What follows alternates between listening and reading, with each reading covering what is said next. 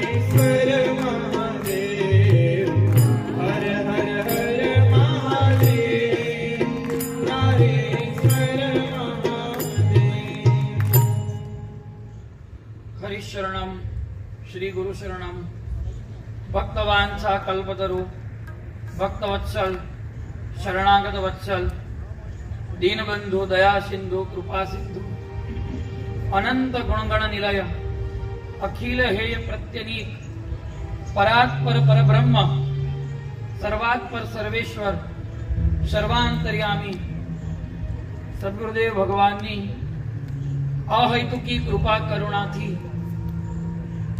पावन सलीला परांबामा नर्मदाना चरण प्रदेशना मध्य भागમાં श्रीधाम नारेश्वરમાં ભગવાનની જ વિભૂતિ એવા સ્વ વિભૂતિ માસ માર્ગશીર્ષ મહિનાની અંદર માર્ગશીર્ષ માસમાં દત્ત જયંતિના દિવસો નિકટ આવી રહ્યા છે તેવા ઉત્સવના કાળમાં સદગુરુદેવ ભગવાનના આગમનના શતાબ્દી વર્ષના પ્રારંભે સાકેતાધીશ્વર ભગવાન શ્રી રામચંદ્ર અને એમની પ્રાણ સખી વલ્લભા શ્રી જાનકીજીના મંગલમય વિવાહના દિવસે વિવાહ પંચમીના દિવસે નિત્ય આદિ અનાદિ સિદ્ધ યુગળ દંપતીના મિલનના દિવસે વૃંદાવનના પ્રાણનિધિ એવા ઠાકોર શ્રી બાંકે બિહારીજીના પ્રાગટ્ય તિથિ બિહાર પંચમી, વિવાહ પંચમી ના ઉત્સવ પ્રસંગો ને ધ્યાનમાં રાખીને માનવ જન્મનું સર્વોત્કૃષ્ટ ફળ સત્સંગ ગુરુ મહારાજના નારેશ્વર આગમન પૂર્વાર્ધ અને ઉત્તરાર્ધ જેવા મહિમામય વિષય દ્વારા આપણને સૌને સુલભ થઈ રહ્યો છે. આપણે સૌ એટલા માટે ભાગ્યશાળી છીએ કે આપણે અત્યારે એવા કાળની અંદર બેઠા છીએ, એવા સમયમાં બેઠા છીએ કે જેને પૂર્વાર્ધ ગણવો કે ઉત્તરાર્ધ ગણવો એ જ એક ચિંતનનો વિષય છે. કારણ કે ગુરુ મહારાજ જ્યારે અહીંયા પધાર્યા, ગુરુ મહારાજે જ્યારે અહીંયા પદાર્પણ કર્યું, એને શતાબ્દી થવા જઈ રહી છે, એનો શતાબ્દી વર્ષ ઉજવણી તરફ જઈ રહ્યું છે, ત્યારે ચોક્કસ એ આવ્યા હતા તે પૂર્વાર્ધ છે. પરંતુ આજથી 200, 500, 1000 વર્ષ પછી અવધૂતનો ઇતિહાસ, નારેશ્વરનો ઇતિહાસ શરૂઆતના 100 વર્ષોને અવધૂતના આગમન પછીના સ્વર્ણિમ વર્ષો તરીકે ઓળખશે, ત્યારે એ લોકોના માટે આ પૂર્વાર્ધ હશે. આ લીલા, આ ચિંતન, આ સાહિત્ય કદી લુપ્ત થવાનું નથી. આ સ્થાન હજુ તો એના પ્રથમ ચરણમાં પ્રવેશ કરે છે. 100 વર્ષ પૂરા કરવા જઈ રહ્યું છે. આ સ્થાન હજુ તો એના પ્રથમ ચરણમાં પ્રવેશ કરે છે. આવનારા હજારો વર્ષો લોકો આને પૂર્વાર્ધ તરીકે યાદ કરશે. અને તમે, હું, આપણે સૌ આવી ઐતિહાસિક ક્ષણની અંદર શ્રવણ કરવા માટે અત્રે ઉપસ્થિત થયા એ ખરેખર ગુરુ મહારાજની અહેતુકી કૃપા અને કરુણા જ છે. કાયમ શ્રવણ કરતા હોય છે શ્રોતાઓને ખબર હોય છે કે આપણે અમુક વિશિષ્ટ પરિપાટીને અનુસરીએ છીએ. જેમાંની એક વિશિષ્ટ પરિપાટી એવી છે કે અવધૂતી સાહિત્યનો કોઈક નક્કર વિષય હોય છે અને એ વિષયની આજુબાજુ સંપૂર્ણ સાહિત્યને, સંપૂર્ણ બાકીના ચરિત્રને, લીલા પ્રસંગોને, દત્ત પરંપરાને અનુલક્ષીને આપણે ચર્ચા કરતા હોઈએ છીએ. પરંતુ 12 સત્સંગના કાર્યક્રમો પત્યા પછીનો આ 13મો કાર્યક્રમ શ્રીધામ નારેશ્વરમાં એવા પ્રકારનો છે કે અહીંયા આગળ અવધૂતી સાહિત્યમાં આલેખાયો હોય એવો કોઈ વિશિષ્ટ સાહિત્ય પ્રસંગ લેવામાં આવ્યો નથી. પરંતુ આ સંપૂર્ણ સાહિત્ય લખવા માટે, લખાવવા માટે જે સ્થાન નિમિત્ત બન્યું, જે સ્થાન સમર્થ બન્યું અને જે સ્થાને અવધૂતને આવું એકાંત પ્રદાન કર્યું, એ સ્થાનનો મહિમા ગાવાનો છે. તો આ વખતનો પ્રધાન વિષય છે ધામનિષ્ઠા. આ વખતનો પ્રધાન વિષય છે નારેશ્વર સ્થાન મહાત્મ્ય. સાહિત્ય ઉપર આપણે ચર્ચા છેલ્લા 12 સત્સંગોથી કરીએ છીએ.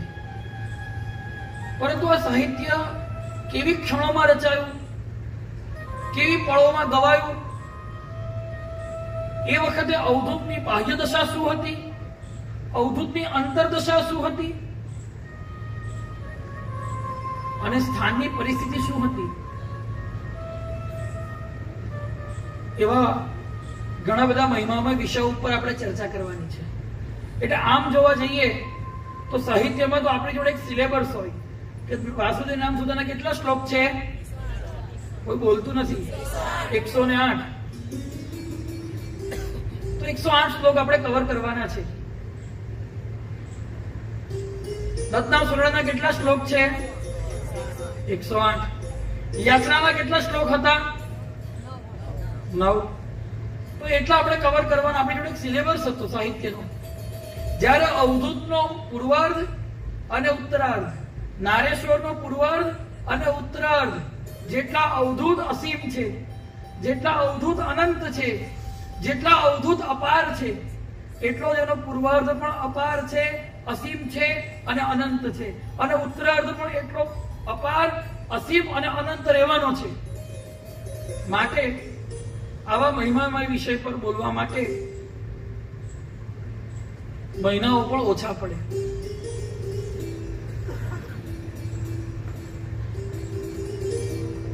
નારેશ્વર આગમન અવધૂતનું તો જોવાનું જ છે, મુખ્ય વિષય જ આપણો છે નારેશ્વર આગમન. પણ નારેશ્વર આગમન બોલવું કેટલું સરળ છે, પણ એ ઘટના, એ ક્રાંતિ વ્યક્તિના જીવનમાં જ્યારે ઘટે છે ત્યારે એની અનુભૂતિ શું છે એ આપણી જડ બુદ્ધિ સમજી શકતી નથી. એની કલ્પના પણ કરવી આપણા માટે વિષમ છે. કારણ આપણા ઘરથી નારેશ્વર કેટલું દૂર છે? ભરૂચથી આવતા હોય તો કે 50 કિલોમીટર, વડોદરાથી આવતા હોય તો કે 50 કિલોમીટર, સુરતથી આવતા હોય તો 130 કિલોમીટર. 130 કિલોમીટર આવી જવું એ નારેશ્વર આગમન નથી. 130 કિલોમીટર જતા રહેવું એ નારેશ્વર છોડવું નથી. પણ પાંડુરંગ વિઠ્ઠલ પંત વળામે માંથી રંગ અવધૂત, અને માત્ર રંગ અવધૂત નહીં પરંતુ કરોડો લોકોના હૃદય સમ્રાટ બનવું એ વાસ્તવિક નારેશ્વર આગમન છે.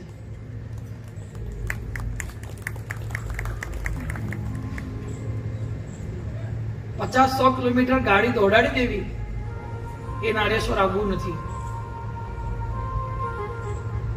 આપણે બધા શબ્દ વાપરીએ છીએ શ્રીધામ નારેશ્વર.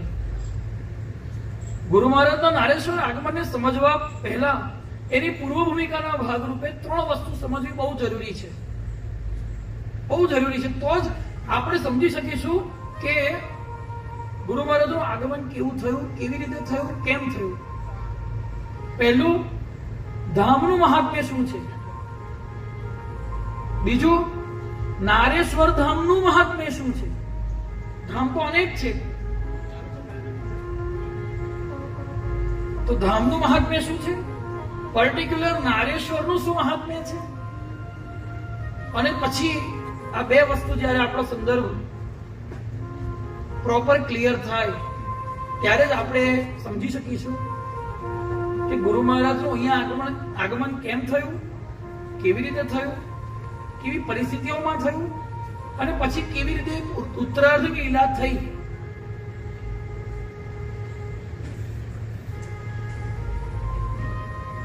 તીર્થ એટલે શું? જ્યાં જળ તત્વનો મહિમા છે તે તીર્થ છે. અને ક્ષેત્ર એટલે જ્યાં ભૂતત્વનો મહિમા છે તે ક્ષેત્ર છે. જેમ કે આપણે ઋષિકેશ જઈએ તો ત્યાં આગળ વિશેષ દર્શનીય કોઈ સ્થળ નથી. આમ તો અનેક આશ્રમો છે, અનેક મંદિરો છે, પણ ઋષિકેશની અંદર વિશેષ કોઈ દર્શનીય સ્થળ નથી. ત્યાં સ્નાનનો મહિમા છે. હરિદ્વારમાં જઈએ, પ્રયાગરાજમાં જઈએ તો તે તીર્થો છે, ત્યાં સ્નાનનો મહિમા છે. આ તીર્થ છે. ગિરનારમાં જઈએ તો એવું ક્ષેત્ર છે પાવન કે ત્યાં આગળ પર્વત ચડીને દર્શન કરવાનો મહિમા છે. ગબ્બર ચડીએ, અંબાજી જઈએ, એક ક્ષેત્ર છે. વીરપુર જઈએ, એક ક્ષેત્ર છે. એવું પાવન ક્ષેત્ર છે કે ત્યાં આગળ થઈ ગયેલા જે તે મહાપુરુષની દિવ્ય શક્તિઓ આજે પણ ભક્તોને પ્રેરણા આપે છે, આહ્લાદિત કરે છે. તો જ્યાં જળ તત્વનો મહિમા છે તે તીર્થ છે. જ્યાં ભૂતત્વનો મહિમા છે એ ક્ષેત્ર છે. પણ જ્યાં જળ તત્વનો તો મહિમા છે જ, ભૂતત્વનો તો મહિમા છે જ, સાથે સાથે દર્શનનો પણ મહિમા છે, એ ધામ છે. એટલે શ્રી અયોધ્યાજી, જ્યાં સરયુજીમાં સ્નાનનો પણ મહિમા છે, ભૂનો જમીનનો પણ મહિમા છે, ક્ષેત્રનો પણ મહિમા છે, અવધપુરી અને કનક ભવનની અંદર શ્રી રામજીના દર્શનનો પણ મહિમા છે. કનક બિહારી સરકારના દર્શનનો પણ મહિમા છે. શ્રીધામ વૃંદાવન કે જ્યાં પાવન સલીલા યમુનાજીનો તો મહિમા છે જ, એ તીર્થ છે. અનેક અસંખ્ય મહાત્માઓની તપસ્થલી હોવાના કારણે એ પાવન ક્ષેત્ર તો છે જ, પરંતુ શ્રી બાંકે બિહારીજી, શ્રી રાધારમણજી, શ્રી રાધા વલ્લભજી ઇત્યાદિ અનેક ભગવત શ્રી વિગ્રહોના દર્શનનો પણ મહિમા છે, માટે એ શ્રીધામ છે. તો એવી જ રીતે ભારત વર્ષની અંદર જગન્નાથપુરી, દ્વારિકાપુરી ઇત્યાદિ પ્રકારથી અનેક ધામો આવેલા છે. કદાચ એવું કહી શકાય કે સમગ્ર આર્યાવર્તની અંદર, સમગ્ર ભારત વર્ષની અંદર કોઈ એવું રાજ્ય નથી કે જ્યાં કોઈ ધામ ન હોય, કોઈ એવું જનપદ નથી કે જ્યાં આગળ ભગવાને કોઈ ને કોઈ લીલા ન કરી હોય. આવા અનેક ધામો પૈકીનું એક ધામ છે શ્રીધામ નારેશ્વર.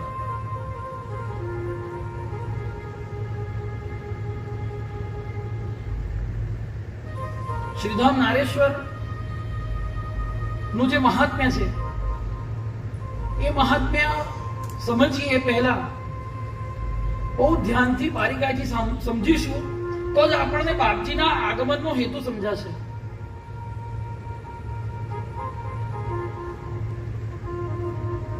ધામ એટલે શું? જ્યાં આગળ ભગવાનનું નિત્ય સાનિધ્ય અનુભવાય, ક્ષણાર્ધ માટે પણ તે ધામના દેવતા ધામથી દૂર થતા નથી, એ વાસ્તવિક ધામ છે. ક્ષણ માટે નહીં, ક્ષણાર્ધ માટે પણ, અડધી ક્ષણ માટે પણ એવો અનુભવ આવતો નથી કે વૃંદાવનમાં શ્રી કૃષ્ણ નથી. અડધી ક્ષણ માટે પણ એવો અનુભવ આવતો નથી કે અયોધ્યામાં શ્રી રામજી નથી. એવી જ રીતે અડધી ક્ષણ માટે પણ અનુભવ આવતો નથી કે નારેશ્વરમાં બાપજી નથી.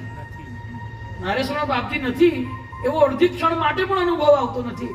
સર્વની નિત્ય પ્રતીતિ છે કે ગુરુ મહારાજ અહીંયા આગળ કાયમ માટે બિરાજે. તમે બોલવામાં કંજુસાઈ કરશો તો બહુ મજા આવશે.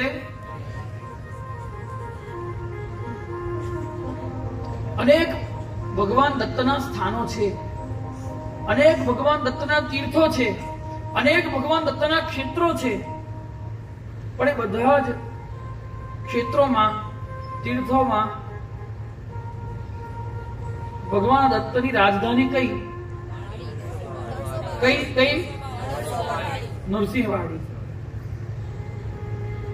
તો એક પ્રશ્ન અહીંયા એવો થવો જોઈએ કે નરસોબાવાડી જ કેમ રાજધાની કઈ બાપજી? નરસોબાવાડીને જ કેમ રાજધાની કીધી? બહુ બારીકાઈથી વિચારજો અને બહુ સૂક્ષ્મતાથી ચિંતન કરો અને હજી પ્રશ્ન જે થાય એનો ઝડપથી જવાબ આપો. ભગવાન દત્તનું જન્મસ્થળ કયું? માહુરગઢ. દેવો પરીક્ષા લેવા આવ્યા તે જગ્યા કઈ? અનસુયા માતાની અનસુયા આશ્રમ. ભગવાન ભિક્ષા ક્યાં માંગે છે? દત્ત ભગવાન ભિક્ષા ક્યાં કરે છે? પાંચાલેશ્વરમાં. તિલક ધારણ ક્યાં કરે છે? કથા શ્રવણ ક્યાં કરે છે? બદ્રિકાશ્રમ. ભગવાન બપોરની વિશ્રાંતિ ક્યાં કરે છે? બે ચાર જણ બોલે છે. આપણે બધા દત્ત ભક્તો છીએ તો હવે તો ખબર જ હોવી જોઈએ. ભગવાન વિશ્રાંતિ ક્યાં કરે છે? બપોરની. અને સાયં સંધ્યા ક્યાં કરે છે? કરહાટે. અને ફરી પાછો શયન કરવા ક્યાં પધારે છે? માહુરગઢ. તો દત્ત ભગવાનની દિનચર્યા જે જે સ્થાનોમાં થાય છે ત્યાં એમનું નિત્ય વાસ્તવ્ય આજે પણ અનુભવાય છે. તો પછી દત્ત ભગવાનની રાજધાની ગિરનાર કેમ ના કહી? કેમ માહુરગઢ ના કહી? કેમ પંઢરપુર ના કહી? કેમ નરસોબાવાડી જ કહેવામાં આવ્યું? દત્ત ભગવાનનો કળિયુગમાં પ્રથમ અવતાર કયો? શ્રીપાદ શ્રી વલ્લભ પ્રભુ. એમનો જન્મ ક્યાં થયો? પીઠિકાપુરમમાં. અને એમણે કૃષ્ણ જળગમન ક્યાં કર્યું? કુરવપુરમાં.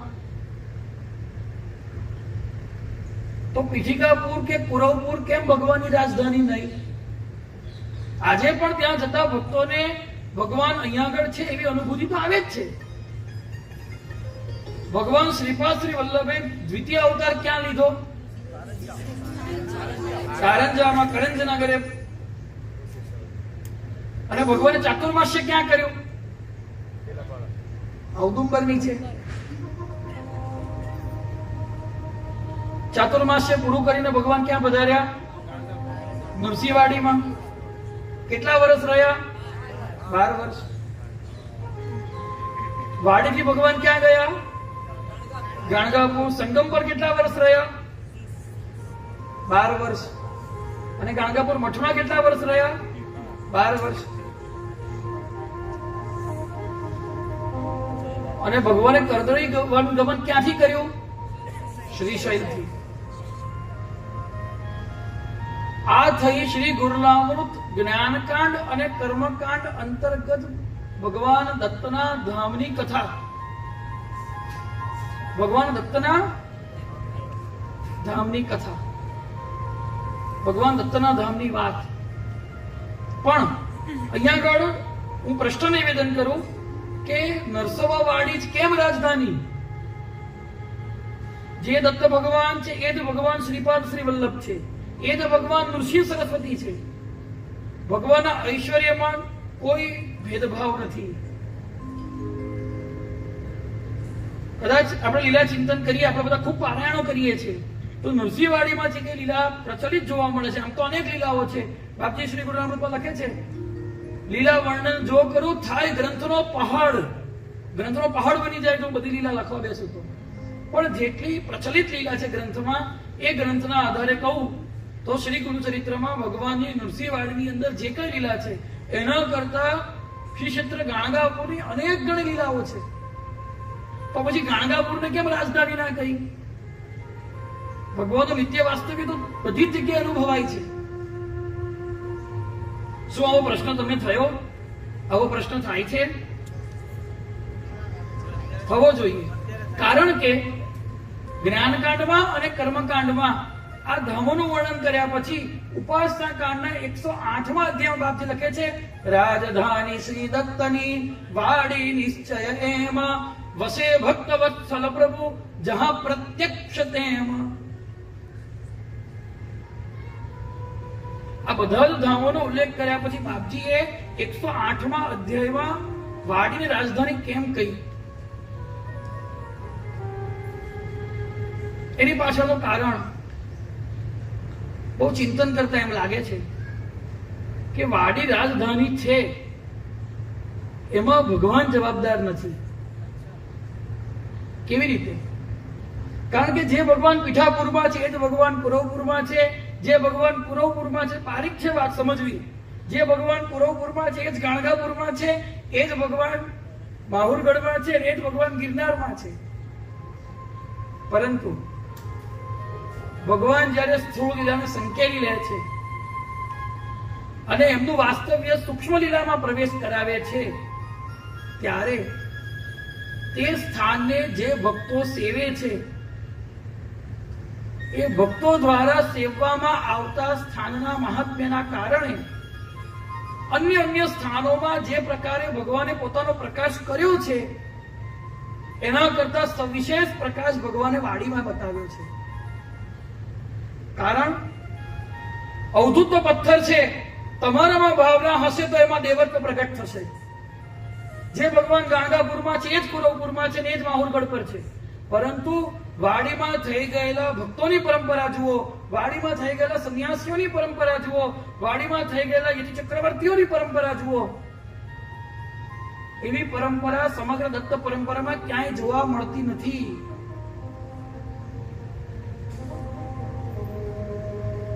ભગવાન વાડીમાં આવ્યા એ પહેલા 150 વર્ષ પહેલા શ્રી રામચંદ્ર યોગી કરીને સિદ્ધ સંત થઈ ગયા અને એમણે વાડીમાં આવીને સમાધિ લીધી. કેમ સમાધિ લીધી? તો કે અહીંયા આગળ ભગવાન આવવાના છે અને અહીંયા આગળ બહુ મોટું ધામ બનવાનું છે અને પછી ભગવાન કાયમ માટે અહીંયા રહેવાના છે. હું ચોક્કસ એમ કહી શકું કે જેવી રીતે સમગ્ર દેશની રાજધાની દિલ્હી છે, પણ ગુજરાતની રાજધાની ગાંધીનગર છે. એવી રીતે સમગ્ર દત્ત પરંપરાની રાજધાની નરસોબાવાડી છે. સમગ્ર ભારત વર્ષના દત્ત પરંપરાની રાજધાની નરસોબાવાડી છે, પણ ગુજરાતમાં આવતા દત્ત સ્થાનોની રાજધાની નારેશ્વર છે. કેવી રીતે? કેવી રીતે? સામ્યતા છે. જેમ રામચંદ્ર યોગી આવીને ત્યાં સમાધિ લીધી, એમ ગુરુ મહારાજના નારેશ્વર આગમન પૂર્વ પૂજ્યપાદ શ્રી કમલદાસજી મહારાજ અહીંયા બિરાજતા હતા. અને કમલદાસજી મહારાજ એ કોઈ સામાન્ય વ્યક્તિ ન હતા, એ શૂરપાણની ઝાડીના સિદ્ધ સંત હતા. એ વખતે લોકો એમને આદિવાસીઓના ગુરુ કહેતા હતા, પરંતુ પરમ યોગી હતા.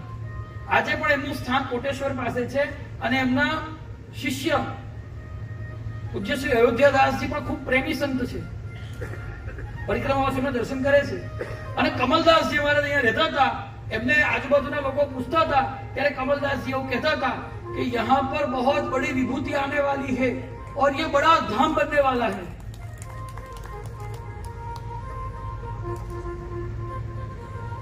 વાડીની અંદર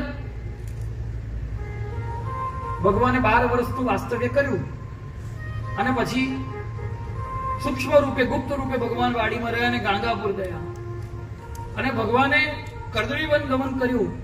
ત્યાર પછી અનેકવિધ લીલાઓ કરીને વાડીનું સ્થાન અત્યંત જાગ્રત તો થયું, પરંતુ આપણે બધા જ જાણીએ છીએ કે વાડીમાં સિદ્ધ સંન્યાસી, સિદ્ધ સંત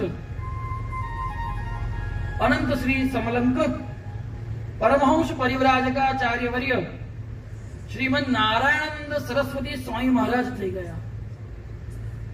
અને એમની આખી પરંપરા, અને પરંપરાની અંદર એમના જ જેવા પ્રતાપી ગોપાળાનંદ સ્વામી થયા. જ્યારે પૂજ્યપાદ નારાયણાનંદ સરસ્વતી સ્વામી મહારાજે નારાયણ સ્વામીએ સદેહે ભગવત ધામ ગમન કર્યું વાડીથી, તે વખતે એમના શિષ્ય ગોપાળ સ્વામી કૃષ્ણા માતામાં સ્નાન કરતા હતા અને એમણે વિમાન આવતું જોયું.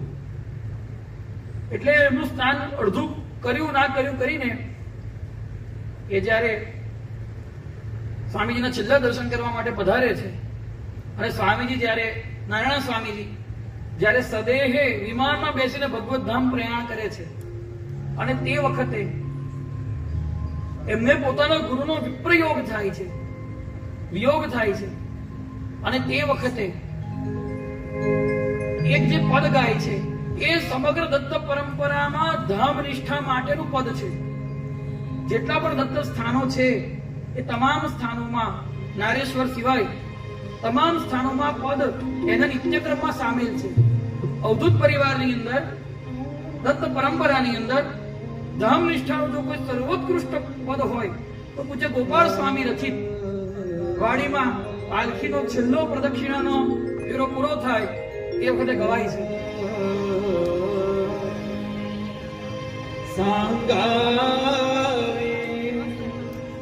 सांगावे कौणा ठाया जावे कौणा ते स्मरावे कैसे काय करावे कौणा पर निर्भावे प्रवणिये उडी कोरुंदवाडी स्वामी ते विधवावे यावारी देवावे व्यवहारी बोलावे संसारी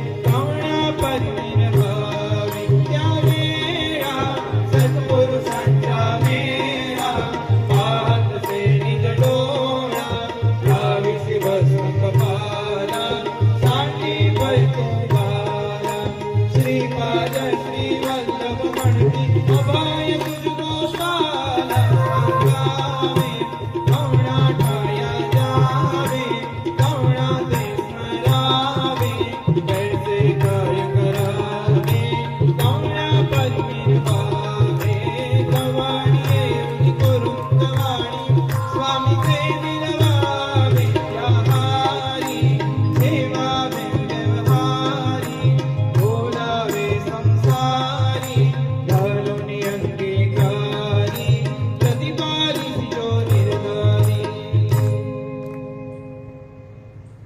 જ્યારે નારાયણ સ્વામીએ વિમાનમાં આરોહણ કર્યું ત્યારે ગોપાળ સ્વામી પ્રશ્ન કરે છે કે હું શું કરું, ક્યાં જઉં, કવણ્યા પડી વિરહાવે. અને તે વખતે ભગવત ધામ પ્રયાણ કરતા નારાયણ સ્વામી આજ્ઞા કરે છે કે વાડી છોડીને તમારે બીજા કોઈ સ્થાનને જોવાની જરૂર નથી. અને તે વખતે દત્ત પાદોકા ઉપર સાક્ષાત સ્વયં ભગવાન દત્તાત્રેય એમને શ્રીપાદ શ્રી વલ્લભ સ્વરૂપે દર્શન આપીને એમ કે છે અભય તુજ ગોપાળ, હે ગોપાળ તું ચિંતા ના કરીશ, હું તને વરદાન આપું છું, તું જ્યારે ઈચ્છા કરશે તેને ત્યારે મારા દર્શન થશે. અને પરમધામનિષ્ઠ એવા ગોપાળ સ્વામી કદી એક ક્ષણ માટે પણ વાડી છોડીને ક્યાંય ગયા નહીં. નારાયણ સ્વામી, ગોપાળ સ્વામી, ગોવિંદ સ્વામી, મૌની સ્વામી, અનિરુદ્ધાનંદ સરસ્વતીજી ઇત્યાદિ પ્રકારથી અનેક વાડીની પરંપરામાં એવા મહાપુરુષો થઈ ગયા કે તે કાળમાં તે મહાપુરુષોએ વાડીમાં એવું વાસ્તવ્ય કર્યું, વાડીનું એવું સેવન કર્યું જે સેવાના પરિણામે ત્યાં ભગવાનને સતત જાગૃત રહેવાની ફરજ ઊભી થઈ. અને પછી જ્યારે એમાં થોડું સ્ખલન આવવા લાગ્યું, એમ લાગ્યું, ત્યારે ફરી પાછું ભગવાને અંશાવતાર લઈને સ્વામી મહારાજના રૂપમાં વાડીનો ફરી એટલો જ મહિમા ઉજાગર કર્યો, વાડીનો એટલો જ મહિમા પ્રગટ કર્યો. હવે આ જે ટાઈમ પીરિયડ જોઈએ ને આપણે, આ સમયની અવધિ કે ભગવાને વાડી છોડ્યું સ્થૂળ લીલાથી ત્યારથી લઈને સ્વામી મહારાજના વાડી આગમન સુધીનો એ બહુ જ મોટો ગાળો છે, 500 વર્ષનો સમય છે. તો એમ દેખાય છે કે 100, 150, 200 વર્ષના સમયગાળાએ ભગવાને પોતે જ કોઈક ને કોઈક રીતે નિમિત્ત બનાવીને એવા ભક્તોને ત્યાં પ્રગટ કર્યા કે જે ભક્તોને માધ્યમ કરીને ભગવાને ત્યાં આગળ પોતાનું નિત્ય વાસ્તવ્ય રાખ્યું. અને માટે બધા જ દત્ત સ્થાનોનો મહિમા એક સમાન છે. બધા જ સ્થાનોમાં ભગવાનનું સામર્થ્ય, ઐશ્વર્ય, પ્રભાવ, ગુણ, લીલા, કલા સમાન છે, છતાં વાડી રાજધાની છે. આવું જ બાપજીના ચરિત્રમાં પણ કંઈક મળતું દેખાય છે. ચોક્કસ મોતી કાકા દંડી સંન્યાસી નથી, પણ પોતાના જીવનના 40 વર્ષ પૂરા કરીને પોતાની સંપૂર્ણ જવાબદારી ગૃહસ્થીની પોતાના દીકરાને સોંપી દઈને પાછળના 40 વર્ષ નારેશ્વરમાં સમર્પિત થઈ જવું, આ મોદી કાકાના નારેશ્વર આગમનને ગુરુ મહારાજને અહીંયા આગળ સ્થૂળ લીલા છોડવા છતાં પણ સૂક્ષ્મ લીલા કરવા માટે પ્રેરે છે. બાપજીનું નારેશ્વર આગમન એ વિષય તો એટલો બધો જટિલ છે, એ સ્થિતિ હૃદયની, એ ભૂમિકા મસ્તિષ્કની, કે એને સમજતા પહેલા આપણે જે લેવલ ઉપર છીએ ત્યાંથી શરૂઆત કરવાની જરૂર છે. ગુરુ મહારાજનું નારેશ્વર આગમન તો થયું જ, ભગવાન તો વાડીમાં આવ્યા જ, પણ ગુજરાતમાં અનેક દત્ત સ્થાનો છે, ગિરનાર છે, ગરુડેશ્વર છે, જલારામ બાપાને જોડી પણ ભગવાન દત્તે જ આપી છે, અમર દેવીદાસ બાપુ પર અનુગ્રહ પણ ભગવાન દત્તે જ કર્યો છે કાઠિયાવાડમાં.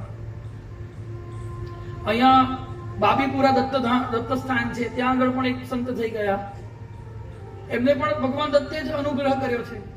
સંતરામ મંદિર પણ દત્ત સ્થાન છે, કડિયા ડુંગર પર ભગવાન દત્તનું વાસ્તવ્ય છે.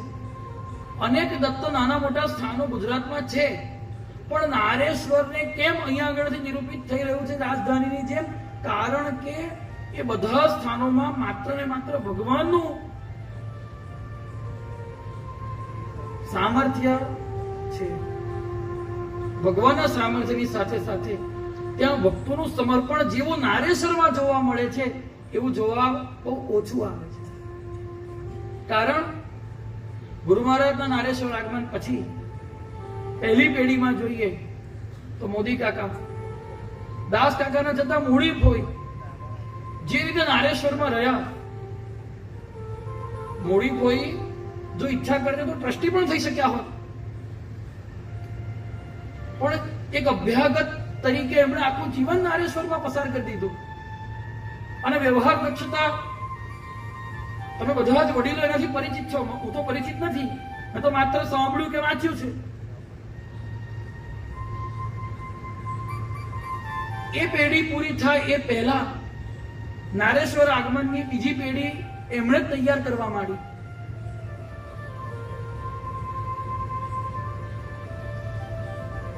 એવું ચોક્કસ હું આ પ્રસંગે કહું, તમને બધાને જ ખબર છે કે આપણા કાર્યક્રમમાં, આપણા સત્સંગમાં કોઈ પણ વ્યક્તિના, કોઈ પણ વ્યક્તિ વિશેષના સહેજ પણ વખાણ કરવામાં આવતા નથી.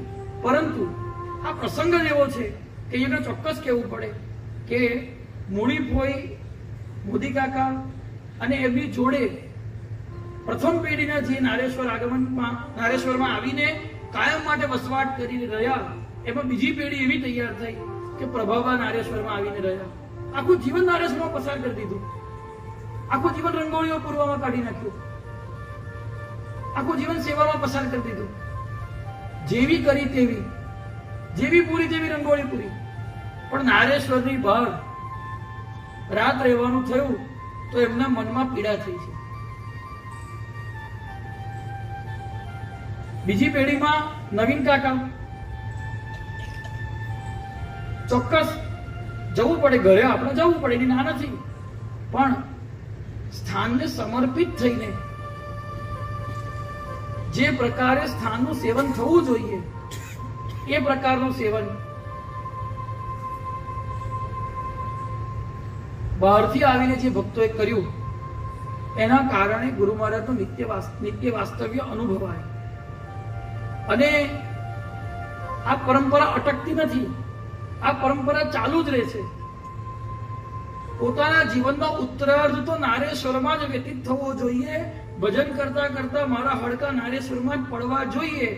આવી મહેચ્છાથી કેટલા બધા ભક્તો અત્યારે નારેશ્વરમાં વાસ કરી રહ્યા છે. જો એ નારેશ્વરમાં વાસ ના કરતા હોય તો સવાર મંગળ આરતીમાં પૂજારી ગણ સિવાય કોઈ હોય,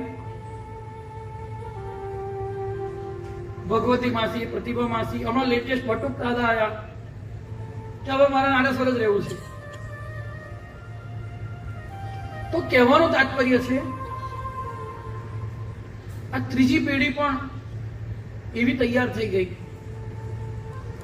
કે જેવી થાય તેવી, ચોક્કસ જે ગતિથી, જે નિષ્ઠાથી મોદી કાકા મૂળી ફોઈએ ગુરુ મહારાજે સેવ્યા એવી નિષ્ઠા આપણામાં નથી.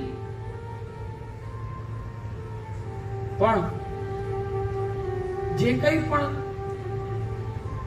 થોડી ઘણી પણ યત્કિંચિત ધામ પ્રત્યે ભાવ હોવાના કારણે નિત્ય ભગવાનને પ્રાર્થના, સ્તુતિ, જે કંઈ સેવા થાય છે એ થોડી ઘણી સેવાના પરિણામ સ્વરૂપ આપણા બધાના ભાવને વશ થઈને ગુરુ મહારાજનું અહીંયા વાસ્તવ્ય રહ્યું છે.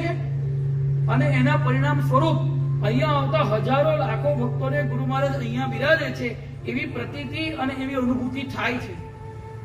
ગુરુ મહારાજનું શરીર છોડ્યા પછી 6 વર્ષે કવિ સુંદરમ, નામ સાંભળ્યું છે બધાએ? એ નારેશ્વર આવ્યા. અને જ્યારે નારેશ્વર આવ્યા પછી એમણે એક આર્ટિકલ લખ્યો ગુજરાત સમાચારની અંદર. અને આર્ટિકલમાં એમણે એમ લખ્યું કે હું રંગવૃત મહારાજના સ્થાન નારેશ્વરમાં ગયો, મને ખબર હતી કે આ મહાપુરુષ હવે શરીરથી હયાત નથી. પરંતુ કવિ સુંદરમ લખે છે, કોઈ સામાન્ય વ્યક્તિ નથી. પરંતુ સ્થાનમાં ગયા પછી સ્થાનની દિવ્યતાના કારણે મને એમ અનુભવ થયો કે ગમે ત્યારે, ગમે તે ક્ષણે આ મહાપુરુષ દરવાજો ખોલીને બહાર આવીને મને મળશે. મને ખબર છે, લખે છે, મને ખબર છે કે હવે શરીરથી આ મહાપુરુષ હયાત નથી, પરંતુ સ્થાનમાં જતાની સાથે મને એમ લાગ્યા કરતું હતું કે આ મહાપુરુષ ક્યાંય ગયા નથી. ગમે ત્યારે, ગમે તે જગ્યાએથી, ગમે તે ખૂણેથી એ આવીને મને મળશે. એ ભક્ત નથી, એ પરિવારના નથી, એક વિઝિટર છે. જો એ વિઝિટરને આવી અનુભૂતિ નારેશ્વર ધામમાં થતી હોય તો આર્ધ સ્વરે પોકારનાર અવધૂતની અનુભૂતિ, ભક્તને અનુભૂતિ ન થાય? પૂજ્યપાદ લાલજી મહારાજે નારેશ્વરમાં વાસ કર્યો અને એમણે ગાયત્રીનું પુરસ્ચરણ પણ કર્યું અને દીર્ઘકાળ સુધી લાલજી મહારાજ નારેશ્વરમાં વસ્યા, તપશ્ચર્યા કરી. એમના સંસ્મરણમાં એક પ્રસંગ છે કે 1 મહિના માટે એક ભક્ત આવ્યો અને એને શાંતિકુંજના ઓટલા ઉપર અનુષ્ઠાનનો આરંભ કર્યો. 1 મહિનાનું એનું અનુષ્ઠાન પૂર્ણ થયું. અનુષ્ઠાન પૂરું થયા પછી એના મનમાં એક એવો સંશય થયો કે 1 મહિનો વ્યતીત થઈ ગયો, પણ આ બધા અહીંયા આગળ આવનારા ભક્તો કે છે બાપજી છે, બાપજી છે, બાપજી છે. મને તો કોઈ એવી વિશિષ્ટ અનુભૂતિ થઈ જ નહીં કે બાપજી છે. એટલે એમણે અનુષ્ઠાન પૂરું કરીને જવાના હતા એના આગલા દિવસે લાલજી મહારાજ પાસે પોતાની આ શંકા વ્યક્ત કરી કે લાલજી મહારાજ, મને તો કોઈ એવી ખાસ અનુભૂતિ થઈ નહીં, મારું અનુષ્ઠાન સારી રીતે થયું, અનુષ્ઠાન મેં બહુ સારી રીતે સંપન્ન કર્યું. લાલજી મહારાજ એમ કહ્યું કે તમે જે શંકાથી આ ચિંતન કરી રહ્યા છો ને, એ શંકાના સ્થાન ઉપર થોડીક પણ શ્રદ્ધા રાખીને જો 1 માળા જપશો તો તમને આ સ્થાનની અનુભૂતિ થશે. હવે એમને લાલજી મહારાજે સાધન બતાવ્યું. તો કે હું શું કરું? લાલજી મહારાજે કહ્યું કે તમે કયા મંત્રનું અનુષ્ઠાન કર્યું? તો કે ગુપ્ત છે. તો કે હવે આ શંકા છોડી દો અને એવી દ્રઢ શ્રદ્ધા રાખો કે અવધૂતજી અહીંયા જ બિરાજે છે અને તમે જે જગ્યાએ અનુષ્ઠાન કર્યું એ જ જગ્યા ઉપર બેસીને 1 માળા જપ કરો, એવા ભાવથી કે અવધૂતજી મને દર્શન આપશે. હવે ચોક્કસ એ વ્યક્તિની શ્રદ્ધા તો કેટલી હતી ખબર નહીં, પરંતુ ભજનાનંદી સંત એવા લાલજી મહારાજનું વાક્ય નિષ્ફળ ન જાય એટલા માટે ગુરુ મહારાજે લીલા કરી હોય એમ મને લાગે છે કે જ્યારે માળા જપ એમને બીજે દિવસે સૂર્યોદય કાળે આરંભ કર્યો, એમની 1 માળા પૂરી થાય એ પહેલા શાંતિકુંજના ઓટલે બલ્લાળેશ્વર ગણપતિ છે એની નીચે જમણા હાથની અંદર દંડ ધારણ કરેલા 30 સેકન્ડ સુધી એમને ગુરુ મહારાજે દર્શન આપ્યા. હવે આપણી એ પાત્રતા જ નથી કે દર્શનને આપણે સહન કરી શકીએ, આપણી એ પાત્રતા જ નથી કે દર્શનને આપણે જીરવી શકીએ. એટલે દર્શન થતાની સાથે જ એમની થોડી ચિત્ત ભ્રમ જેવી સ્થિતિ થઈ ગઈ. એટલે લાલજી મહારાજ પાસે ગયા અને લાલજી મહારાજે એમને એટલું જ કહ્યું કે તમને દર્શન થયા ને? તો કે હા. તમારો સંશય દૂર થયો ને? તો કે હા. આથી વધારે અનુગ્રહની તમારી લાયકાત નથી.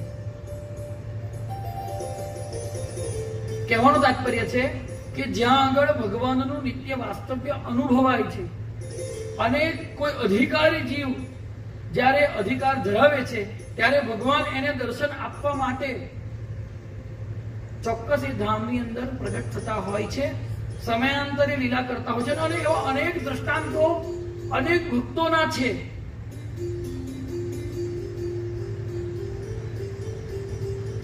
હું જયારે અહીંયા આગળ આવ્યો, ચોક્કસ તમે બધા મને ઘણા સમયથી કહેજો કે તમારી કોઈક અનુભૂતિ કોઈક વખત તો કહો, પણ આપણા વિષય સાહિત્ય એવા હોય કે જેમાં આવી ચર્ચા અસ્થાને હોય છે. પણ આજે એક પ્રસંગ કહીશ, અધિકાર ભેદથી સમજવાની વાત છે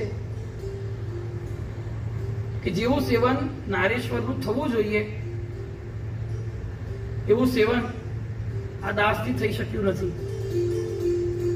અને થઈ શકશે કે કેમ એમાં પણ શંકા છે. એવો કોઈ અધિકાર પણ નથી. જેવી નિષ્ઠા હોવી જોઈએ ધામ પ્રત્યેની એવી નિષ્ઠા પણ સર્વથા અભાવવાળી છે. અને જ્યારે અહીંયા આગળ આવીને રહેવાનું નક્કી કર્યું એના લગભગ 1.5-2 વર્ષ પછી એક દિવસ ચિત્તમાં અત્યંત વ્યાકુળતા થઈ કે આટલો બધો સમય પસાર થઈ ગયો છતાં પણ કોઈ એવી અનુભૂતિ ના થઈ. અનુભૂતિ તો પાછળની ઘણી બધી થઈ છે, એ બધી કહેવાનું કોઈ પ્રયોજન નથી, પણ એક ચોક્કસ કહીશ, કોરોનાનો ટાઈમ હતો અને અહીંયા આગળ કોઈ જ ના આવે, શરૂઆતના દિવસો, અને એવું કર્ફ્યુ જેવું જ વાતાવરણ. લગભગ 24 કલાકમાં નારેશ્વરની અંદર જેમની જવાબદારી છે સેવાની, પાણી આપવાની, ધૂપ કરવાની, શાંતિકુંજ ગુફાની અને મંદિરની ભિક્ષા બનાવવાની, એવા ગણ્યા ગણ છે 8-10 ભક્તો સિવાય બીજા કોઈનો સ્થાનમાં પ્રવેશ નહીં. ખુદ યોગેશ કાકા પણ એ નિયમ પાળે કે ના, મારે અંદર નથી આવવું, હું અંદર આવું તો પછી મારું જોઈને બીજા ભક્તો પણ આવે. શરૂઆતના દિવસો કોવિડના, અને બપોરના 3 વાગ્યાનો સમય, માજીના રસોડેથી જ્યુસ લઈને મંદિરનું શટર ખોલવાનું. એવા વખતે જૂની ગુફાના ઓટલા ઉપર સફેદ રંગનું વસ્ત્ર પહેરીને કોઈ સાધુના વેશમાં, ચોક્કસ ગુરુ મહારાજ જ બિરાજ્યા હતા, કોઈ સાધુ બિરાજેલા. એટલે મને પહેલા તો આવ્યો ગુસ્સો. આપણો અધિકાર નથી, આપણી પાત્રતા પણ નથી એને સમજવાની, એના દર્શનની. એટલે મને આવ્યો થોડો ગુસ્સો કે કોવિડનો ટાઈમ છે, અંદર કોઈને આવવાનું નથી, આ કઈથી ઘૂસી ગયો ભાવ. तो महाराज कहाँ से आते हो? मैंने लगा कोई परिक्रमावासी हसे, तो कहाँ से आते हो? यहाँ पर अभी मनाही है किसी को आने की, बाहर चले जाइए, चलो चलो उठो उठो महाराज, निकल जाओ बाहर. આવું બોલીને હું શટર જ્યાં ખોલું છું ચાવીથી, અને ત્યાંથી એ ઓટલા ઉપર દીર્ઘોચ્ચારથી 3 વખત ઓમ ઓમ ઓમ નો અવાજ સંભળાયો.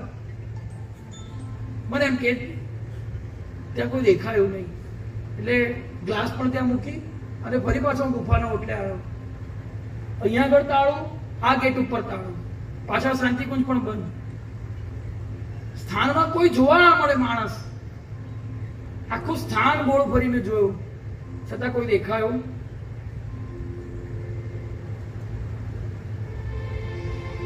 અને ત્યારે ચોક્કસ એવી ખાતરી થઈ કે જે આગલા દિવસે સંશય કર્યો હતો ને, એવી કોઈ અનુભૂતિ જ થતી નથી 1.5 વર્ષથી રહેવા છતાં પણ. તો ગુરુ મહારાજે અનુગ્રહ કરીને એવી અનુભૂતિ કરાવી, પણ અક્કર વિના પડ્યા કે એમને સમજી શકાય નહીં, એમને ઓળખી શકાયા નહીં. અને માટે જ જે કોઈ ભક્તો અહીંયા આવે છે એમને અનેક વખત ગુરુ મહારાજનો ધ્વનિ પણ સંભળાય છે, એમના દર્શન પણ થાય છે, સૂક્ષ્મ અનુભૂતિ પણ અનુભવાય છે. અને માટે જ ભજનમાં ગવાય છે, હો રૂડુ નારેશ્વર ધામ, રૂડુ નારેશ્વર ધામ, રૂડુ નારેશ્વર ધામ, રૂડુ નારેશ્વર ધામ. ત્યાં છે રંગનો મુકામ, ત્યાં છે રંગનો મુકામ. સાસે સાસે દત્ત નામ જપતા, એ તો શરણે આવેલા ને તારતા.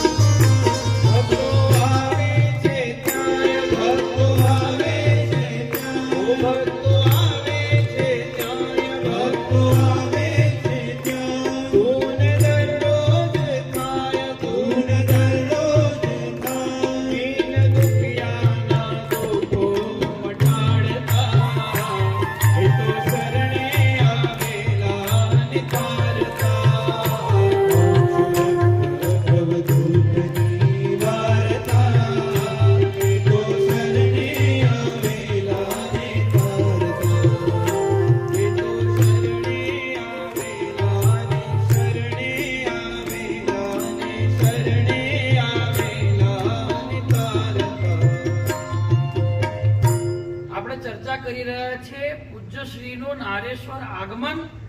એ અંતર્ગત સૌ પ્રથમ ધામ નિષ્ઠા. આપણને ગુરુ મહારાજ પ્રત્યે ભાવ, નારેશ્વર સ્થાન પ્રત્યે શ્રદ્ધા ત્યારે જ વધશે જ્યારે આપણી પોતાની ધામ નિષ્ઠા હશે. અને શાસ્ત્રોમાં ધામ નિષ્ઠા માટેના અનેકવિધ દ્રષ્ટાંતો આપવામાં આવ્યા છે. એમાં ભક્તિ રસ બોધિની ટીકાની અંદર પૂજ્યપાદ પ્રિયદાસજી મહારાજે એમ વર્ણન કર્યું છે કે ધામની અંદર 4 વસ્તુ અત્યંત દુર્લભ છે. કોઈ પણ જીવને 4 વસ્તુ અત્યંત દુર્લભ છે. પહેલું છે જન્મ. ધામની અંદર જો જન્મ થઈ જાય તો પ્રિયદાસજી એમ કહે છે કે એ વ્યક્તિ એ શરીર છોડીને કદી નરકમાં જતો નથી, એની કદી દુર્ગતિ થતી નથી. અને ધામમાં જન્મ થઈ જાય અને ધામમાં જ રહેતા હોવાના કારણે, જેમ કે એક એક્ઝામ્પલ હતું, સરદમન કાકા ધામમાં જન્મ થયો, અહીંયા જ રહે છે, આખું જીવન અહીંયા પસાર થઈ ગયું. તો ધામની અંદર રહેવાના કારણે ધામમાં જેનો જન્મ થાય છે એની એમના પૂર્વના પુણ્ય ગણો કે ભગવાનની વિશેષ પાર્શિયાલિટી રૂપી અનુગ્રહ કૃપા ગણો, પણ ધામમાં જન્મ જેનો થઈ ગયો છે એની કદી દુર્ગતિ થવી શક્ય નથી. એનો અર્થ એવો નથી કે એનો મોક્ષ થઈ જાય. બહુ બારીક વાત છે સમજવી. એની દુર્ગતિ નહીં થાય એ નિશ્ચિત છે. બીજા નંબર છે ધામની અંદર યજ્ઞોપવિત સંસ્કાર થઈ જાય. આપણે ત્યાં આગળ ભગવાનની કૃપાથી પ્રતિ વર્ષ સમૂહ યજ્ઞોપવિત કરવામાં આવે છે. કદાચ એ બધું બ્રહ્મચારીઓ નિત્ય સંધ્યા કરશે કે કેમ, પરંતુ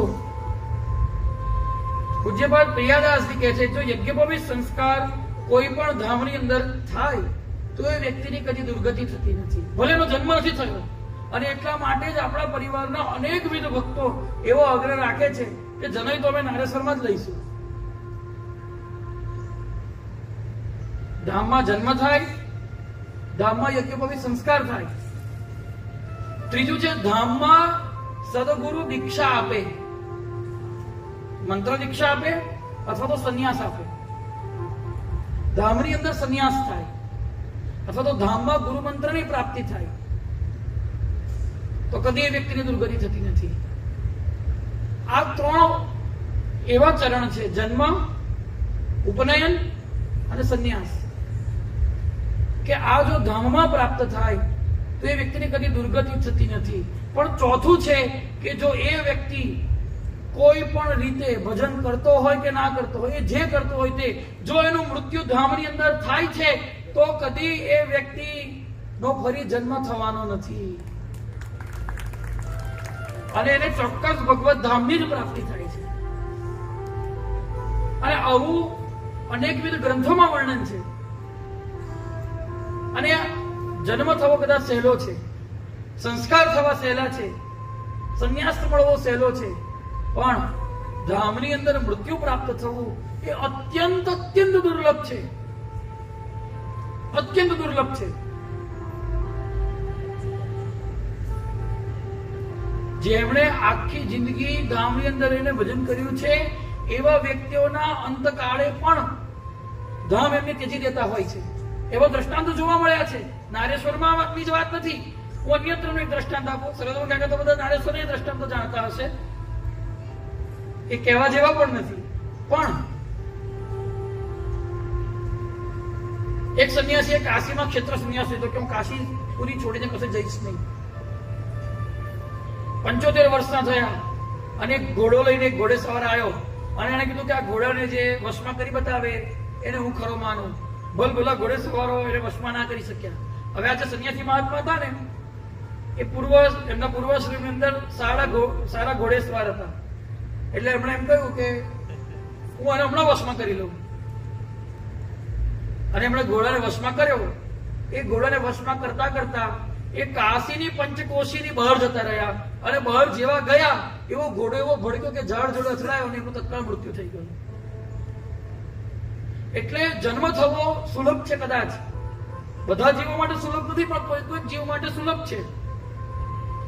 ધામની અંદર દીક્ષા થવી સુલભ છે, ધામની અંદર સંસ્કાર થવા સુલભ છે, પરંતુ ધામની અંદર વાસ કરતા કરતા ભજન કરતા કરતા મૃત્યુ આવવું ચોક્કસ એને મૃત્યુ ના કહેવાય, એને ભગવત ધામની જ પ્રાપ્તિ થઈ એમ કહી શકાય. અત્યંત અત્યંત દુર્લભ છે. તો તમને એમ પ્રશ્ન થવો જ જોઈએ કે ધામનો આટલો બધો મહિમા કેમ છે? આપણે ચર્ચા કરી રહ્યા છીએ ધામ નિષ્ઠા ઉપર, ધામ મહિમા ઉપર. ધામનો આટલો બધો મહિમા એટલા માટે છે કે ભગવાનને પ્રાપ્ત કરવાના, ભગવત સાક્ષાત્કાર કરવાના સગુણ ઉપાસનામાં મુખ્ય 5 સાધન છે. મુખ્ય 5 સાધન છે. એમાં પહેલું છે ભગવાનનું નામ. પહેલું છે ભગવાન નામથી વશ થઈ જાય છે. હરિના નામનો સૌથી મોટો છે આધાર. એ નામ કેવું? હે દત્ત યોગેશ્વર વાસુદેવ શ્રીપાદ શ્રીવલ્લભ નારસિંહ. હે દત્ત યોગેશ્વર વાસુદેવ શ્રીપાદ શ્રીવલ્લભ નારસિંહ. હે દત્ત યોગેશ્વર વાસુદેવ શ્રીપાદ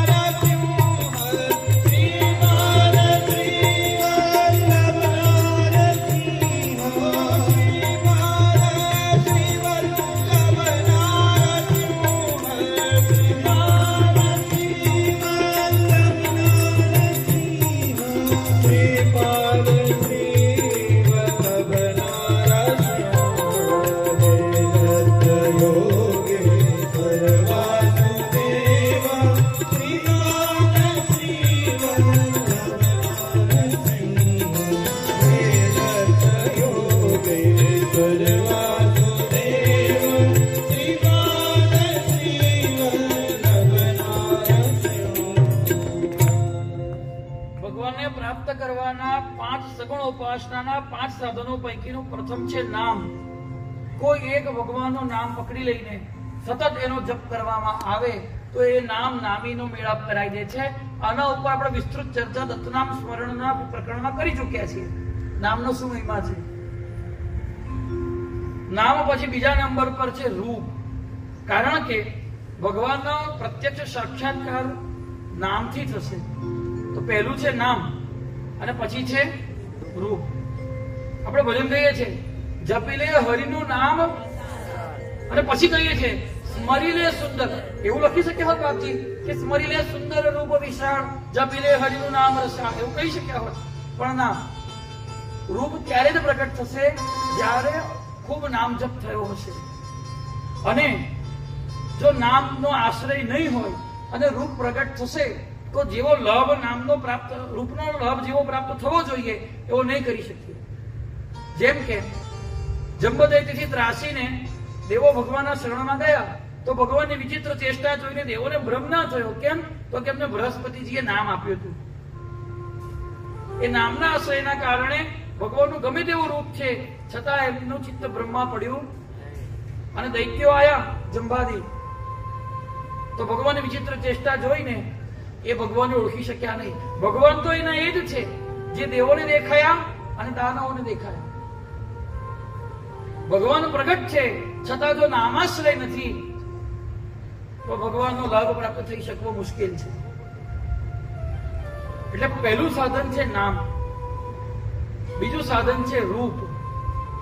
નામ કીર્તન તો આપણે કર્યું, રૂપ કીર્તન એટલે હો જટા સિર કાંધ પે જોડી વિભૂતિ અંગ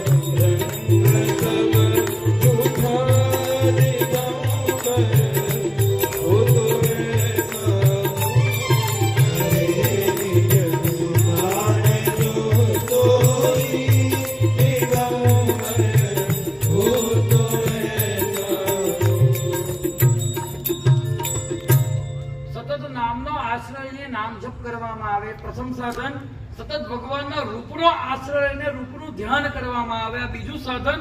ત્રીજું છે ગુણાશ્રય. પહેલું છે નામ, બીજું છે રૂપ, ત્રીજું છે ગુણ. ગુણનો આશ્રય લેવામાં આવે.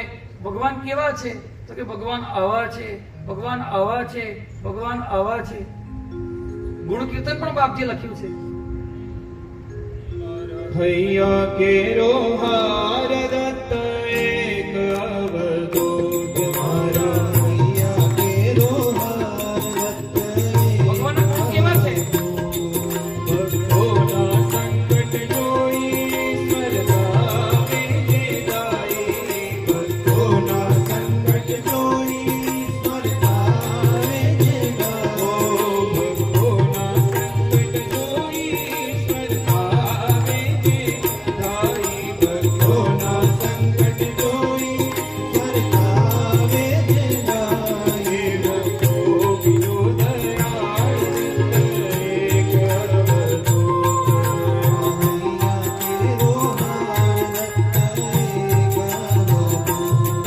ત્યાગીના ત્યાગટ ગાવે, ભોગીના ભોગત જાવે.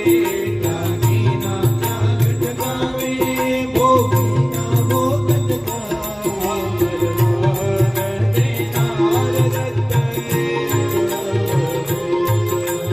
હૈયા કેરો હાર દત્ત એક અવધૂત. હૈયા કેરો હાર દત્ત એક અવધૂત. પહેલું સાધન છે નામાશ્રય, બીજું સાધન છે રૂપાશ્રય, ત્રીજું સાધન છે ગુણાશ્રય અને ચોથું સાધન છે લીલાશ્રય. જેમ કે ભગવાને જે કઈ લીલાઓ કરી છે એનું સતત પારાયણ, સતત એનું ચિંતન, સતત એનું અવગાહન અને એમ કરતા કરતા આપણો એ લીલાની અંદર પ્રવેશ થઈ જાય અને એ લીલામાં પ્રવેશ થતા આપણને ભગવત સાક્ષાત્કાર થાય. આપણે જયારે ગઈએ દત્તભાવની જંબદૈત્યથી આ દાસ્યા લીલા કીર્તન છે. કીધી મહેર તે ત્યાગત કે. વિસ્તારી માયા દીતિ સો. ચિત્ર કરે હણાવ્યો તું. એવી લીલા કઈ કઈ સર્વ. કીધી વરણ ભેગો તે સર્વ. દોડ્યો આયો સુતને કામ. કીધો એને તેરી શાન. ભોગ્યા યદુને કરશૂર. સાત દેવ પ્રહલાદ તમને એમ કહેવામાં આવે કે તમારે બટાકાનું શાક એક અઠવાડિયું ખાવાનું છે. કેટલું? બટાકા એક અઠવાડિયું ખાવાના છે. તો રોજ સૂકી ભાજી ખાવાની ગમશે? એક દિવસ સૂકી ભાજી કરશો, એક દિવસ આલુ પરોઠા કરશો, એક દિવસ બધા જાત જાતના વ્યંજનો તમે બનાવીને બટાકાનું સેવન કરશો.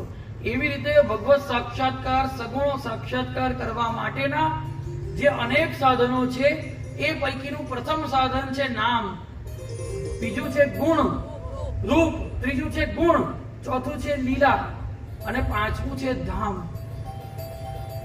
નામ કીર્તન જોયું, રૂપ કીર્તન જોયું, ગુણ કીર્તન જોયું, લીલા કીર્તન જોયું.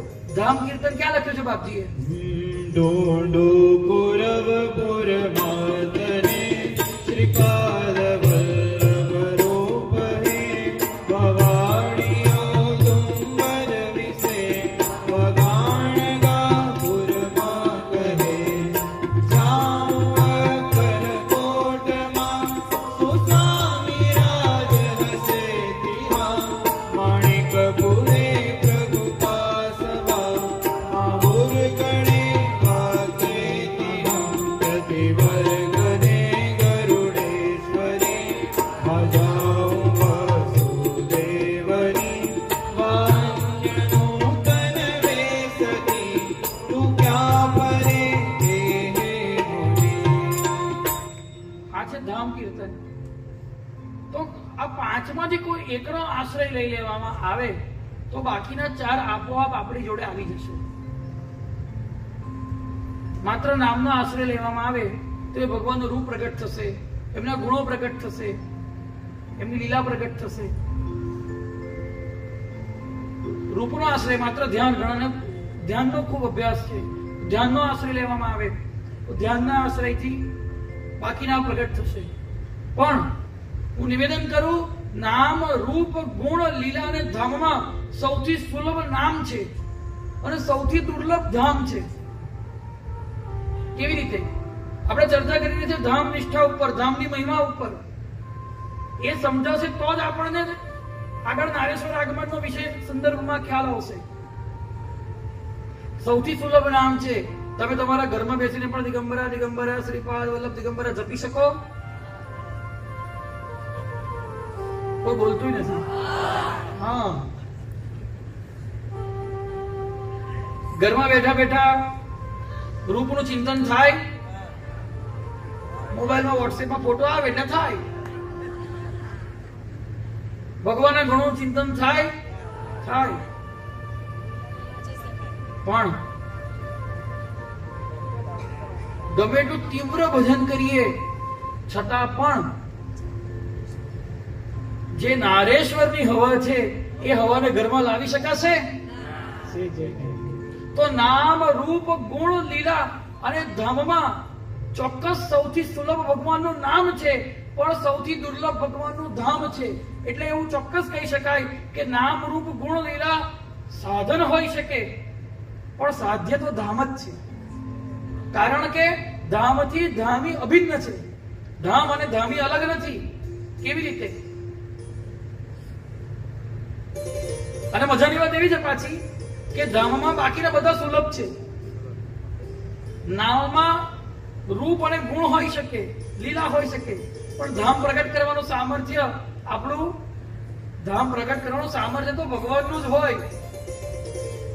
કદાચ બહુ તમે લોકો એવું કહો કે ભાઈ આપણે બીજું ઊભું કરીએ નારેશ્વર, તો નારેશ્વર જેવો જ મોરનો ગેટ બનાવી દઈએ, નારેશ્વર જેવું જ આપણે ગુફા ઊભી કરીએ, નારેશ્વર જેવું જ શાંતિકુંજ ઊભું કરીએ, નારેશ્વરના જેવી જ આપણે કમાન બનાવીએ, માળા, કમંડળ, ડમરુ, ત્રિશૂળ, શંખ, ચક્ર જેવી.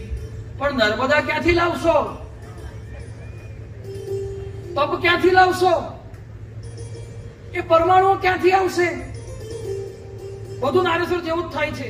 એટલે બહુ ઉત્તમ છે, થવું જ જોઈએ, એનો કોઈ અહીંયા વિરોધ નથી, પણ નારેશ્વર નારેશ્વર છે, માટે જ એનો મહિમા છે. આપણું ઘર આપણું ઘર છે, આપણું ગામ છે, આપણું શહેર છે.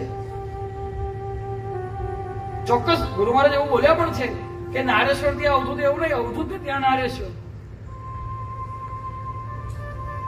પણ આપણી ભજન કરવાની એ ફ્રીક્વન્સી છે ખરી?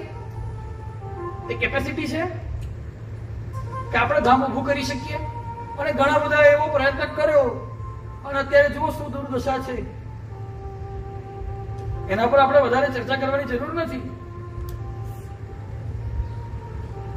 સ્થાન ઊભું કરવું બહુ મોટી વાત નથી, સ્થાનને નિભાવવું મોટી વાત છે. સ્થાન ઊભું કરવું મોટી વાત નથી, સ્થાનને જીવંત રાખવું મોટી વાત છે. અને જીવંત રાખવાનું સામર્થ્ય કોઈ વ્યક્તિનું નથી, એ જીવંત રાખવાનું સામર્થ્ય તો સ્થાનના દેવતાનું છે.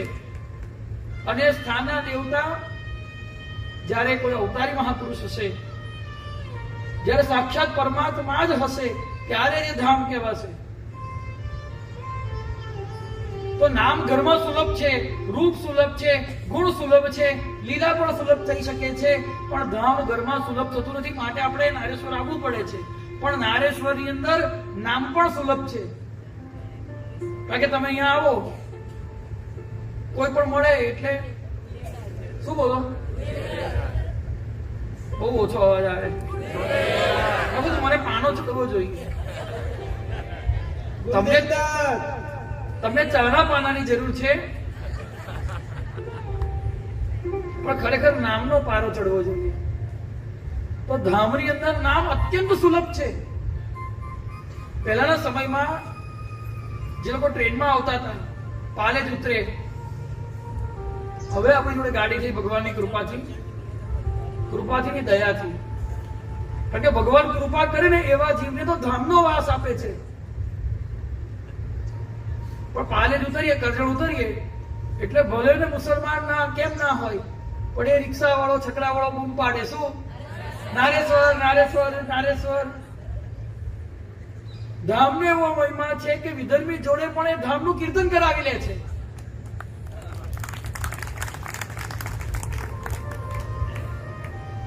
ધામમાં નામ અત્યંત સુલભ છે. કશેક ને કશેક ધૂન ચાલતી હોય. ધામમાં ભગવાનનું રૂપ સુલભ છે. મંગળાના દર્શન કંઈક અલગ હોય, શૃંગારના દર્શન અલગ હોય, ભિક્ષા પછીના દર્શન અલગ હોય, 2:30 વાગ્યાના દર્શન પણ ઘણી વખત અલગ હોય. અને એમાં ઉત્સવોમાં તો ઓર મજા. શહેરના દર્શન કંઈક અલગ હોય. અને બધું જહાં દેખો વહાં દત્ત હી દત્ત. રૂપ પણ સુલભ છે, ધામમાં ગુણ પણ સુલભ છે. કેવી રીતે? તમે નારેશ્વરમાં આવો, હજુ તો રંગમંદિર દર્શન કરવા ના જાઓ ને પેલા કોઈક ભક્ત મળી જાય અને કોઈક ને કોઈક તમને બાપજીની વાત કરે. અરે હું શું વાત કરું ભાઈ બાપજીની, બાપજી તો કેવું કર્યું, શું લીલા કરતા હતા.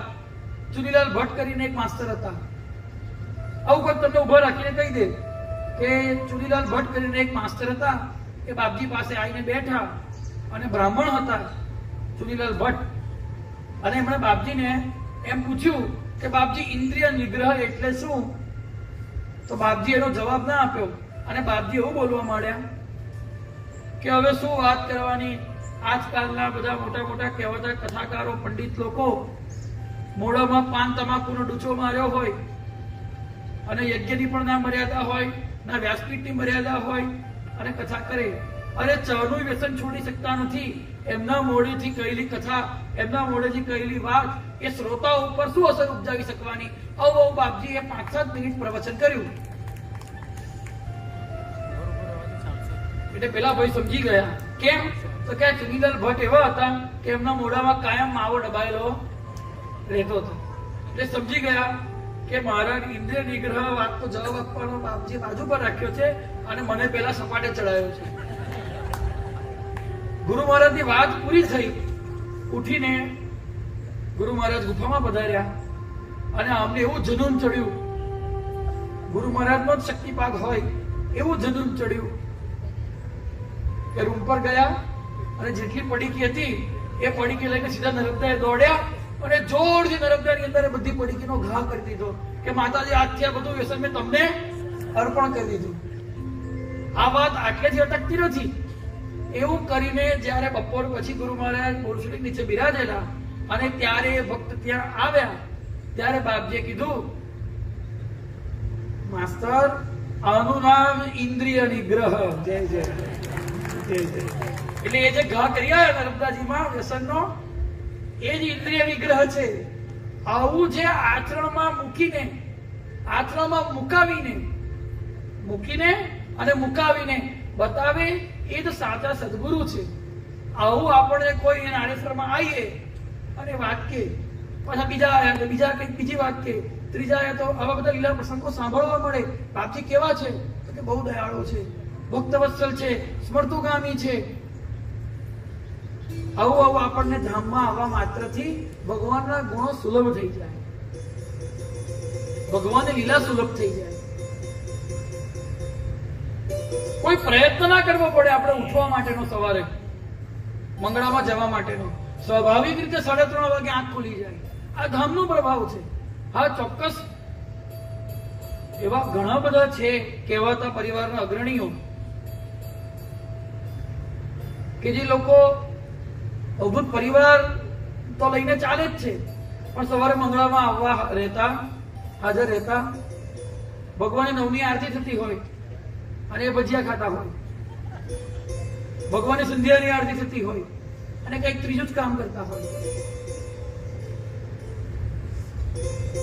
પણ જે સહૃદય છે, જે ભક્ત હૃદય છે,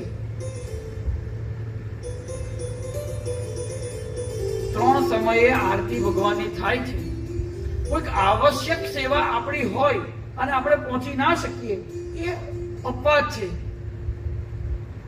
પણ તે સમયે આપણે કંઈ પણ કરીએ છીએ બધું વ્યર્થ છે, બધું જ વ્યર્થ છે. ભગવાનમાં મંદિરમાં ભગવાન સાક્ષાત બિરાજી રહ્યા છે, એમની ભક્તો પ્રેમથી આરતી ઉતારી રહ્યા છે, આરતી ગાઈ રહ્યા છે અને તે સમયે આપણે કંઈ પણ બીજું કંઈ કામ કરી રહ્યા છીએ.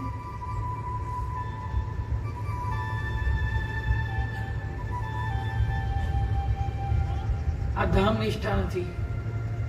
આવા વ્યક્તિ ધામનો કોઈ લાભ પ્રાપ્ત થવાનો નથી, કારણ કે ધામમાં રહીને ધામના ક્રમની ઉપેક્ષા કરી રહ્યા છે. અહીંયા આગળ પ્રમાણિકતા પૂર્વક જો મારે ભજન કરવું છે એવા આશયથી તમે રહો ને, તો તમારે બીજું કઈ વધારે સાધન કરવાની જરૂર નથી. કેમ? તો કે સવારની મંગળા શૃંગાર ને સાયં પ્રાર્થના 3 કલાકનો તો એક ક્રમ થયો, 20 મિનિટનો ક્રમ શાંતિકુંજનો થયો. તમે આખા નાગેશ્વર ધામના બધે દર્શન કરીને બધે ફરીને દર્શન કરો એટલે બીજો અડધો પોણો કલાક એમાં જાય, એટલે તમારા 4 કલાક તો એમાં આરામથી નિત્યક્રમમાં વ્યતીત થઈ ગયા. આપણા ઘરે 4 કલાક ભજન થઈ કરવું શક્ય બને છે? માટે નામ, રૂપ, ગુણ અને લીલામાં બધા જ પોતપોતાની રીતે સમર્થ છે ભગવત સાક્ષાત્કાર કરાવવામાં, પણ જો આ 4નું સાધન બની શકવું શક્ય નથી એવા જીવોએ વિના વિલંબે ધામની અંદર આવીને પડી જવાની જરૂર છે. આ ધામ જ એવું મહિમામય છે કે એમને નામ, રૂપ, ગુણ, લીલાની પ્રાપ્તિ કરાવી દે છે. પણ માત્ર સાવધાની એટલી જ રાખવાની છે, ભજન થઈ શકે તો કરો, ના થઈ શકે તો ના કરો, ચૂપચાપ પડ્યા રહો. ઊંઘી રહેશો ને, ઘણા એવું કે નારેશ્વરમાં તો ઊંઘ સારી આવે છે, કશો વાંધો નહીં, શરીર સારું થશે, પણ અપરાધ ના કરીએ. અન્ય ક્ષેત્રે કૃતમ પાપમ તીર્થ ક્ષેત્રે વિનશ્યતિ, તીર્થ ક્ષેત્રે કૃતમ પાપમ સવજ્રલેપો ભવતિ. અહીંયા કોઈ જોડે ઝઘડો થઈ જાય, અહીંયા કોઈ જોડે બોલવાનું થઈ જાય, સહન કરી લેવું. અને સહસ્ત્રાર્જુન મહારાજ ભગવાન દત્ત પાસે ગયા તો ભગવાને લાત મારી છે, 2 હાથ કાપી કાઢ્યા છે, હુંકાર સુદ્ધા કર્યો નથી. ત્યારે ધામ નિષ્ઠા છે. આવી નિષ્ઠા આપણી અંદર છે નહીં, અને આવવાની છે. તો આવી નામ, રૂપ, ગુણ, લીલા ધામની મહિમામય ચર્ચા કર્યા. અહીંયા પહેલું સત્ર આપણે વિરામ લે છે. ખૂબ ઝડપથી જો આપણે આવી જઈશું તો અનેક સારા પ્રસંગો જાણવા મળશે. ગુરુદેવ દત્ત. ચા પાણીની વ્યવસ્થા અહીંયા મંડપની બાજુમાં પરબ પાસે છે. દરેકને વિનંતી પોતાની જગ્યા 20 મિનિટમાં લઈ લે. 20 મિનિટમાં કથા શરૂ થશે. અહીંયાથી પ્રથમ કૌશલ મહારાજ જશે, ત્યાં સુધી આપણે આપણી જગ્યા પર બેસી રહીશું. હે દત્ત યોગેશ્વર વાસુદેવ